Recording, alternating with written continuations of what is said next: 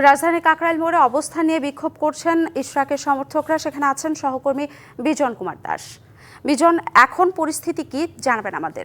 দেখুন, সকাল থেকে আমরা এখানে আছি, যারা অবস্থান কর্মসূচি পালন করছেন ইশরাক সমর্থকরা তাকে মেয়র হিসেবে তারা দেখতে চান, এই দাবিতে তারা অবস্থান নিয়েছেন।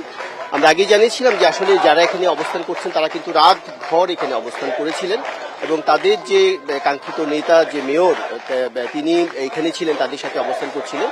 তো আগে জানিয়েছিলাম যে তিনি রাতে চলে গেছেন, আবার তিনি আসবেন, এই তথ্যটি আমরা জানতে পেরেছি। কিন্তু তাদের সে অবস্থানকে ঘিরে আমরা যে জিনিসটি দেখছি যে আজকে কিন্তু বেশ কড়া নিরাপত্তা ব্যবস্থা জোরদার করা হয়েছে। আপনি দেখছেন যে কয়েক স্তরে ব্যারিকেড দেওয়া হয়েছে এবং বিভিন্ন আইন শৃঙ্খলা রক্ষাকারী বাহিনীর ব্যাপক উপস্থিতি আপনি কিন্তু দেখছেন। এবং আমরা দেখছি যে সেনাবাহিনীর বেশ কিছু গাড়িও কিন্তু এখানে অবস্থান নিয়েছে এবং যমুনাকে ঘিরে কিন্তু নিরাপত্তা ব্যবস্থাটা জোরদার করা হয়েছে। 25 বছরের ওয়ারেন্টিযুক্ত দীর্ঘস্থায়ী দরজা প্রোটেক্টর, আধুনিক ও মজবুত দরজা।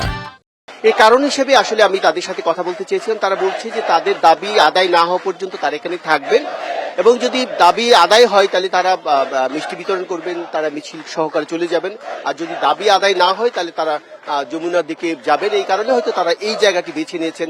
এই তাদের সাথে কথা বলে সেটি আমাদের মনে হচ্ছে হয়তো এই কারণে নিরাপত্তা ব্যবস্থা জোরদার করা হয়েছে, আমরা যেমনটি জানতে পেরেছি। আর যেটি আজকে কিন্তু একসাথে শাহবাগে ছাত্রদলের অবস্থান কর্মসূচি আছে সেটি আমরা জানতে পেরেছি।